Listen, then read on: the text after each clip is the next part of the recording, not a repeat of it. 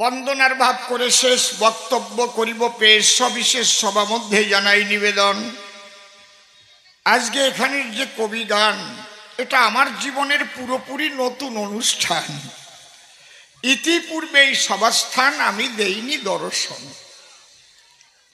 তবে যদিও আমি নূতন আসি, এই কমিটির যে প্রাণ খোলা ভালোবাসাবাসী, আর যে বাড়িতে থাকবার জন্য আমাকে জায়গা করে দেয়, সেই মানুষ, বাড়ির মানুষ যে কত ভালো আমি বলে পারবো না সবাতল। আমি প্রণাম জানাই তাদের রাঙা পায়। এই যে ছন্দে ছন্দে কথা বলি, আমাদের এই ছন্দগুলি এগুলো কিন্তু মুখস্থ বা পকেটস্থ নয়, একেই বলে পাঁচালি। তাৎক্ষণিক ছন্দে আমরা কথা বলি, এই জন্যে আমাদের চারণ কবি বলে দিয়েছে পরিচয়। যাক, তবে এসব কথা আর দেব না বক্তৃতা। সভাখানা ভরে দিয়েছে যত শ্রোতা, আর আমার মায়েদের করি দর্শন। সুন্দর হয়েছে সভা, সভাখানা মনোলোভা, বসেছে যেন দেবী দেবা, অতি চমৎকার আমি করি দর্শন। এই জন্যে বারে বারে প্রণাম দিয়ে পাই। এবার যাচ্ছি মীরাবাইয়ের ভূমিকায়। অসীম সরকার নামটি আমি করিয়া বর্জন, কবিগান গাইবার তরে এবার দাঁড়াইলাম এ আসরে। মীরাবাই নাম ধরে এবার কবির লড়াই করিবার কারণ। এখন আমি আর অসীম নাই, আমি কিন্তু মেয়ে মানুষ মীরাবাই। আমার শাড়িও নাই, সায়া ব্লাউজও নাই, আবার আমি মীরাবাই। কায়দা কত! তাহলে এর নাম কবিগান। যে ভূমিকা করে দান, সেই ভূমিকা করিয়া গ্রহণ। সেই ভূমিকার মর্যাদা রাখতে হয়, করতে হয় তার অভিনয়, তাই না হলে কবি নয় সেজন। হরিবল হরিবল। কিন্তু কি বলবো আপনাদের কাছে, প্রশ্নগুলো তো খুব ভালোই করে গেছে, কিন্তু ওই যে কি একটা চিঠির গল্প দিল, কি কারণ? পূজনীয় বাবা, নাই টাকা, পকেট ফাঁকা, ইতি তোমার খোকা। আর বাবা নাকি চিন্তা করেছে, তুই কি আমাকে ভেবেছিস বোকা? বাবা নাকি আবার লিখে দিল, স্নেহের দুলাল গুদাম পুড়ে ছাপ করো মাপ, ইতি তোমার বাপ। ভালো, কি সুন্দর গল্পটা করে গেল। আমি মনে করি, ভাবনা, আমি ওসব গল্পের দিকে আগে যাব না, কি ঠিক কি না? পরে পরে গল্প বলবো অল্প অল্প, এটা আমার সংকল্প। আগেই আমি একদম ঢেলে বিছিয়ে দেব না। এইবার প্রথম প্রশ্ন করেছে দান, কালীকে প্রণাম দেওনি কেন? আমার বাচ্চা কাচ্চা যদি কারো কোলের মধ্যে রয়, ওরা হচ্ছে কচি চারা, ওরা তো বোঝে না কবিগানের ভাবধারা। ওদের একটু শান্ত করে রাখবেন সর্বদাই, তাই না? আমার কাছে বলে, বোঝেন দেখি, ওরাই কবিগানের বোঝেটা কি? ওরা বোঝে না কবিগানের তাল, কবিগানের ছন্দ, কবিগানের সুর। আমি বলি সভা পাশে, ওরা শুধু ভালোবাসে লজেন্স আর চানাচুর। এই জন্যে সযতনে মেলা থেকে ওদের দেবেন কিনে। ওদের আবার করবেন না দূর দূর, কারণ ওরা একদিন বড় হবে, ওরাও আমাদের সমাজের মাথা হয়ে দাঁড়াবে, নাকি? এই জন্যে ওদের জড়িয়ে রেখে কৃষ্ণ কথা করাবেন শ্রবণ। তাহলে কালীর পায়ে প্রণাম আমি দেইনি কি কারণ? প্রথম প্রশ্ন করেছে উত্থাপন।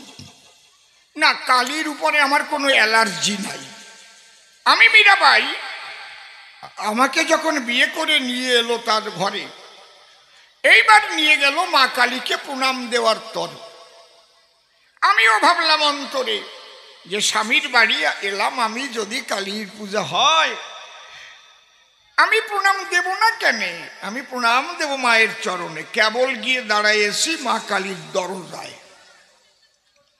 ভেতরেতে ছিল এক পুরোহিত ব্রাহ্মণ, ডাক দিয়ে আমার কাছে কহিছে তখন, দাঁড়াও তুমি নববধূ, প্রণাম করতে হলে মায়ের চরণে একটা জবা দাও তুলে।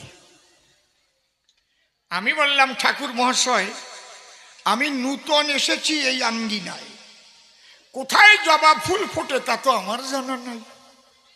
এখন জবা কোথায় পাবো? ঠাকুর বলে কেন ভাবো, আমি একটা জবা তোমার হাতে দিতে চাই।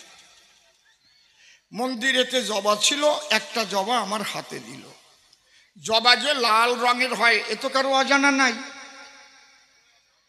জবা আপনাদের আসে দেখা, কিন্তু আমাকে যে জবা দিয়েছে ওর গায়ে রক্ত মাখা।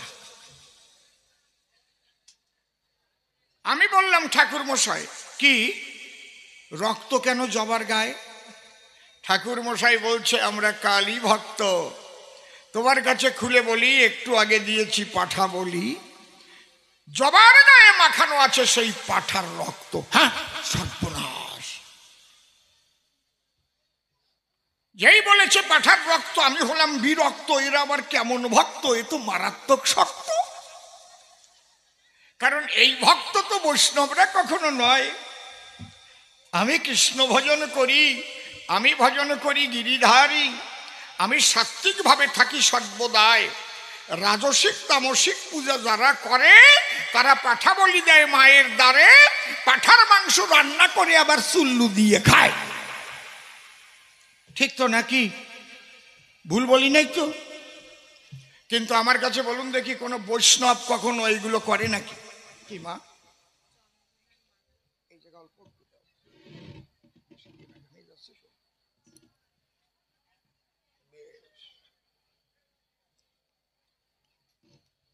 মা আমাকে ভালোবেসে একটা ফুলের মালা নিয়ে আসে, আবার এই কপালে চন্দন পরিয়ে দেয়। আমি দাঁড়ায় সবার বরাবরই ঈশ্বরের কাছে প্রার্থনা করি মায়ের যেন সর্বমঙ্গল হয়।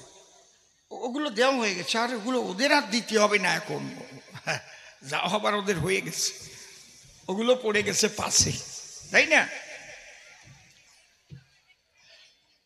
মা যখন এসেছে মালা পরাবার তরে, আমি মালা না নিলে পরে মা তো ব্যথা পেয়ে চলে যাবে বাইরে। এই জন্যে আমি একটু গান বন্ধ রেখে একটু সুযোগ দিয়েছি মাকে। আপনারাও একটু ধৈর্য ধরে থেকে সেই সুযোগটা দেন। জয় জয় রাধা কৃষ্ণ প্রেমানন্দে হরি হরি বল, হরি বল।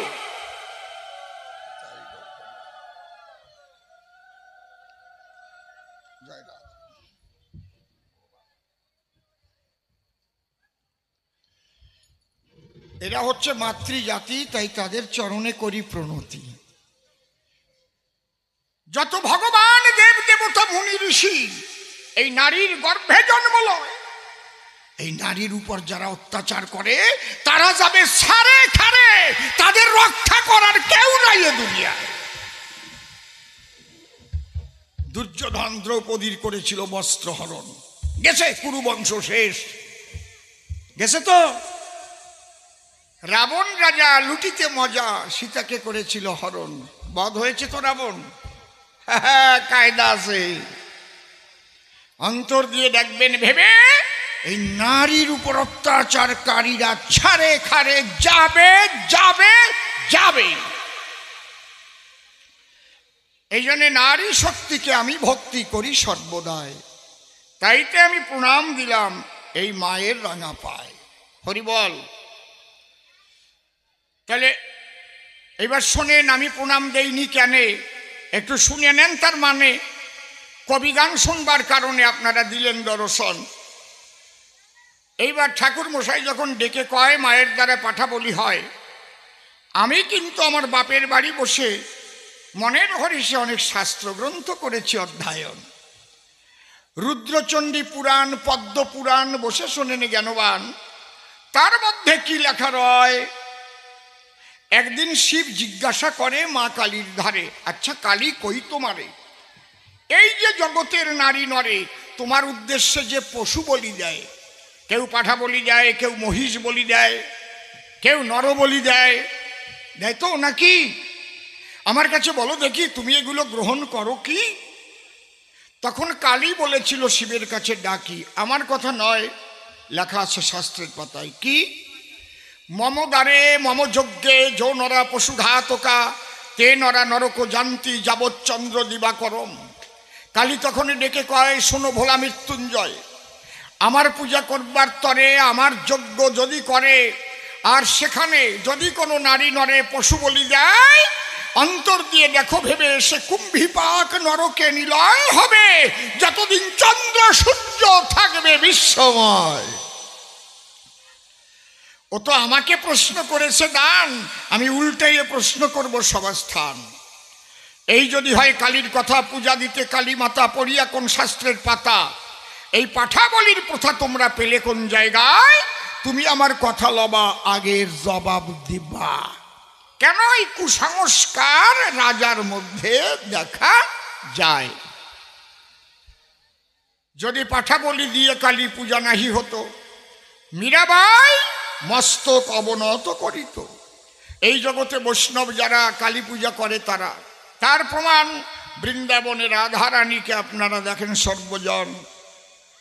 এ কথা আমরা জানি, পড়ে দেখেছি ভাগবত খানি। যার নাম রাধারানী, তিনিও কাত্যায়নী ব্রত করেছিল মধুর বৃন্দাবন।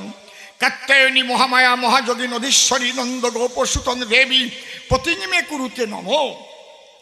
কিন্তু বলি আমি আপনাদের ঠাই, রাধারানী তো ওইসব পশু বলি দিয়ে পূজা করে নাই। আপনি উঠে যাচ্ছেন কেন? হ্যাঁ, কি হয়েছে? আচ্ছা আচ্ছা আচ্ছা, চলি যান তাহলে। হ্যাঁ, যদি কিছু যায় বেড়ে বাইরে গিয়ে আসেন ছেড়িয়ে। জয় রাধে, হরিবল হরিবল। কায়দা আছে বাবা। নাকি মাঝে মাঝে একটু রস দেব তো নাকি? আপনারা কি বলেন, দেব? ও, ওই বুড়িও বলছে দাও দাও। কায়দা আছে। শোনেন, আমি যদি মাঝে মাঝে একটু রস না দেই, যারা যুবক যুবতী যারা মনে মনে ভাববে, তারা এই অসীমবাবুর মধ্যে ছিল আগে রস ভরা, এখন রাজনীতিতে গিয়ে আর নেই। রস আমার শুকায়নি কো, আছে। মাঝে মাঝে দুই এক ফোঁটা দেব আপনাদের কাছে। জয় রাধে। অন্তরে করুন ধারণা, বান্দর বুড়ো হয়ে গেলেও গাছে ওটা স্বভাব যায় না। তবে প্রথম প্রথম দিলে হয় না, ধীরে ধীরে ধীরে ধীরে অগ্রসর হতে হয়, নাকি? ঠিক তো মা?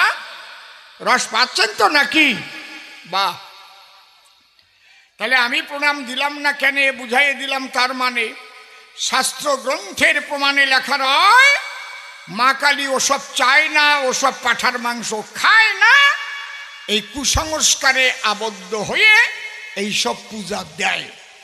তাহলে রাধারানী যে পূজা করে মধুর ব্রজপুরে লেখা আছে ভাগবতের ভেতরে, তারা কিন্তু কোনোদিন এই পাঠা বলি দিয়ে পূজা করে নাই মহাশয়। আমরা যদি রামপ্রসাদের কথাটা নিয়ে বসে শোনেনি জ্ঞানীগুণী, মা কালী কাত্যায়নী যার নিজের মেয়ে হয়ে বেড়া বেঁধে দেয়, আমার কাছে বলুন দেখি, সে কোনোদিন পশু বলে দিয়েছিল নাকি? সে ঝরাই আখি মা মা বলে ডাকতো সর্বদাই। আমি চাই না মাগো রাজা হতে, রাজা হবার স্বাদ নাই মাগো, পাই জানো দুবেলা খেতে। কত ভালো প্রেম ভক্তি চিতে, আর ওনাদের হবে পাঠা বলি দিতে। তাহলে এই পাঠার বলি দাও কেন? তুমি আগে এই প্রশ্নের জবাব এনে দেবে সমাধান। অন্তরে আমার আছে ভাবো, তারপরে তোমার সঙ্গে সংসার করব, তাই নাহলে দেব পিটান। তবে পাঠা বলি দেওয়ার কথা লেখা আছে। কি লেখা আছে জানেন? সে পাঠা বাজারের পাঠা নয়, দেহের মধ্যে পাঠা আছে 6। বলতে পারেন তাদের নাম কি? কেউ পারেন? দেহের মধ্যে 6টা পাঠা দিবানিশি ঘটায় লেঠা। জানেন? আরে সররি পূজারে কয়, কাম ক্রোধ লোভ মোহ মদ মাৎসর্য নামে যাদের পরিচয়। এই কাম পাঠাই যদি কাউকে ধরে, অনেক উন্নত মানুষের বদনাম করে ছাড়ে। ক্রোধ পাঠায় যদি ধরে, নিজের ভাইয়ের মাথায় নিজে বাড়ি মারে, নিজের ভাইকে মারে গুলি করে। আমি প্রমাণ দিতে পারি সবার সদর। আমি বলি সবাতল, একজন বড় নেতা মারা গিয়েছিল যার নাম প্রমোদ মহাজন, নিজের ভাইয়ের গুলিতে মরেছিল। একে বলে ক্রোধের দ্বারায় মৃত্যু। ক্রোধাৎ ভবতি সম্মোহ, সম্মোহাৎ স্মৃতিবিভ্রম, স্মৃতিভ্রংসাৎ বুদ্ধিনাশ, বুদ্ধিনাশাৎ প্রণশ্যতি। লোভের দ্বারায় মানুষকে অমানুষ করে দেয়। কোটি কোটি টাকা থাকলেও মনে হয় একটু পরেরটা মেরে খাই, মেরে খাই, মেরে খাই। পরে যে ধরবে সিবিআই সেদিকে আর লক্ষ্য নাই, মেরে খাই, মেরে খাই। বুঝতে পারছেন ব্যাপারটা কি? লোভ, লোভ, লোভ। এই লোভে ডুবে মানুষ শেষ হয়ে যায়। বড় বড় পদাধিকারী যারা লোভের দরুন একদম ধূলিসাৎ হয়ে যায় তারা। এই পাঠাকে কাটার আছে প্রয়োজন। যদি কেউ জ্ঞানের খড়গ ধরে 6টা পাঠার বহির্মুখী স্বভাব বলি দিতে পারে, মা কুণ্ডলিনীর দ্বারে, মা কালী কুণ্ডলিনী তারে কৃষ্ণ প্রেম ভক্তি করে দান, প্রেমানন্দে হরি বলে ভাসিয়ে দুই চোখের জলে, সে দেখা পায় রাধারানী আর কৃষ্ণ ভগবান। এই জন্য গুরু করতে হয় বাবা। গুরু করে তত্ত্ব জেনে তারপরে কালী পূজা দিতে হয়। এই দেহের মধ্যে আছে কালী, শুধু শুধু আমি বলি? এই যে মানব দেহ কর নিরীক্ষণ, চতুর্বিংশ তত্ত্বে ইহা হয়েছে গঠন। পঞ্চভূত সর রিপু একত্র করিয়া, তাহার মধ্যে দশেন্দ্রিয় লইবে ধরিয়া। মহাভূত অহংকার সহকারে মন, এই 24 তত্ত্বে মানব দেহেরই গঠন। সহস্রার পদ্ম হয় সহস্রের দল, মধ্যে একটা রামেশ্বর গোলক মণ্ডল। নাসামূলে দ্বিদল পদ্ম রূপখণ্ড নাখি, কণ্ঠজুড়ি 16 দল পদ্ম দিল রাখি। হৃৎপদ্ম বিরাজিত দ্বাদশ যে দলে, তুলকুণ্ডলিনী 10 দল নাভিমূলে। নাভির নিম্ন ভাগে আছে 1 সরোবর, অষ্টাদল পদ্ম আছে তাহার ভিতর। তাহার মধ্যে আছে নারী 3.5 কোটি, 72,000 নারী তাতে আছে 8টি। তার মধ্যে 7শত প্রধান যে হয়, শতাধিক 24 নারী তাতে শ্রেষ্ঠ রয়। 124-এর মধ্যে 32 নারী দেখো, বিশ্বধরী নামে ইহা হয়েছে উল্লেখ। এই বিশ্বধরীর মধ্যে চতুর্বিংশ শ্রেষ্ঠ, চতুর্বিংশে 14 হয়েছে গরিষ্ঠ। এই 14-এর মধ্যে আছে নারী 3, ইড়া পিঙ্গলায় আর সুষন্মা প্রবীণ। বাম ভাগে ইড়ায় আর দক্ষিণে পিঙ্গলা, মধ্যভাগে সুষন্মা চক্রভেদী রইলা। এই যে দেহতত্ত্ব যেই জনে জানে, নরলোকে তুচ্ছতারে দেবলোকে মানে। ইড়া পিঙ্গলায় আর সুষন্মা রয়, তার মধ্যে চিত্রা নারীটি বয়। তার মধ্যে কুহু নারী হয় বহমান, সেই কথা শুনে জানে যত ভক্ত প্রাণ। তার মধ্যে দিয়ে পিতৃধন যখন ঝরে, ওই ধন গিয়ে তখন কুণ্ডলিনীর পরে। যখন ধীরে ধীরে পড়ে তাহারও মাথায়, ওইটা যদি সাধনাতে উল্টো করা যায়, সাধনাতে উল্টো করলে উল্টো দিকে ছোটে, সেই মানুষের মধ্যে তখন প্রেম জ্যোতি ফোটে। ওই যে মায়ের কৃপা হলো প্রেম প্রাপ্ত হয়, মা তাকে নিয়ে তখন বৃন্দাবনে যায়। দেহের মধ্যে বৃন্দাবন অন্য কথা নয়, সপ্ততলা ভেদ করে সহস্রারে ধায়, সহস্রারে রাধায় আর গোবিন্দ রয়। মা কোলে করে জীবাত্মা নিয়ে যায়, জীবাত্মাকে রাধারানী সাজাইয়া দিল, পরমাত্মা গোবিন্দের সঙ্গে মিলাইয়া। এই তো কালী পূজা বলি সবার ঠাই। এই পূজা এই রাজাদের জানা নাই। রাজা যারা অজার মতো ওই সব কাজ করে, তা পাঠা বলি দেয় ওই মা কালীর দ্বারে। কালী পূজা কারে বলে আজকে শিখাই দিয়ে চলে যাব। রাজা শুধু পাঠার মাংস খাবার, চুল্লু খাওয়ার মজা, হ্যাঁ খেয়ে চলে। প্রেম ফুলে, প্রেম ফুলে পূজা না দিলে সেই পূজা মা করে না গ্রহণ।